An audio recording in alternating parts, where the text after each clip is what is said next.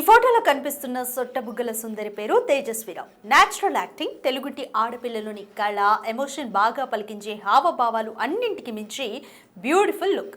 ఇవన్నీ అబ్బాయిలను మెస్మరైజింగ్ చేస్తుంటే ఆమె అందం అమ్మాయిలకు ఈర్ష కలిగించేలా ఉంది. ఆమెపై ప్రస్తుతం సోషల్ మీడియాలో పెద్దగా చర్చ జరుగుతుంది. కొందరు ఆమె నటనకు ఫిదా అయి జూనియర్ సాయి పల్లవి అంటూ కామెంట్స్ చేస్తున్నారు. మరికొందరైతే భువిపై నడియాడే చందమామ అని ఫీల్ అవుతున్నారు. ఇందుకు ఈ తేజస్విరావు బ్యాక్గ్రౌండ్ ఏంటి? ఎందుకు ఈమెను ఇంతగా పొగడ్తలతో ముంచెత్తుతున్నారు?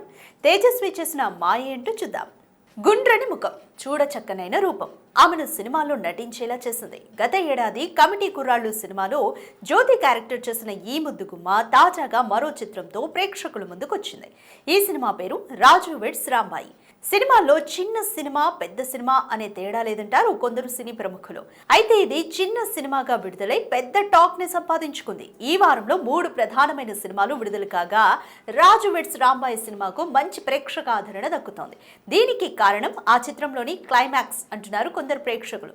కమిటీ కుర్రాళ్ళు సినిమాలో ముద్దు పెట్టుకుంటే కడుపు వస్తుందని ఏడ్చేసిన ఈ అమ్మాయి రాజు వెడ్స్ రాంబాయి చిత్రంలో ఎమోషన్స్ చాలా అద్భుతంగా పండించి ప్రేక్షకుల కంట నీరు తెప్పిస్తోంది.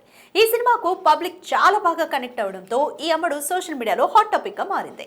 ఇక తేజస్విరావు విషయానికి వస్తే చేసింది 2 సినిమాలైనా మంచి గుర్తింపును తెచ్చుకుంది. గోదావరి నీళ్లు తాగి పెరిగిన ఈమె తెలుగు రాష్ట్రాల్లో లక్షల మంది ఫ్యాన్స్ ను సంపాదించుకుంది. తేజస్విరావు తూర్పు గోదావరి జిల్లాకు చెందిన అమ్మాయి అయినప్పటికీ రాజు వెడ్స్ రాంబాయి సినిమాలో తెలంగాణ పిల్లగా మంచి నటనను కనబరిచింది.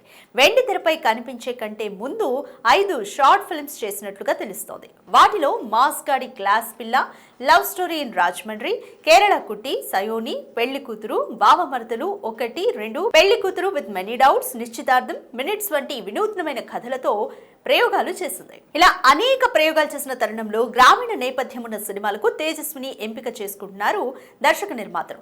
కమిటీ కుర్రాళ్ళు సినిమా కూడా గ్రామీణ నేపథ్యం ఉన్న సినిమా కావడం, తాజాగా విడుదలైన రాజు వెడ్స్ రాంబాయి సినిమాలో పల్లెటూరి అమ్మాయిలో ఒదిగిపోయిన తీరు అందరినీ ఆకట్టుకుంటోంది. సహజంగా చేసిన ఆమె యాక్టింగ్ కు ప్రేక్షకులు ఫిదా అవుతున్నారు. ఆమె యాసకు, కట్టుబొట్టుకు, క్యూట్ ఎక్స్ప్రెషన్స్ కు కుర్రాళ్ళు మైమర్చిపోతున్నారు. రానున్న రోజుల్లో ఈమెకు మరిన్ని సినిమా అవకాశాలు వస్తాయని భావిస్తున్నారు సినీ అభిమానులు.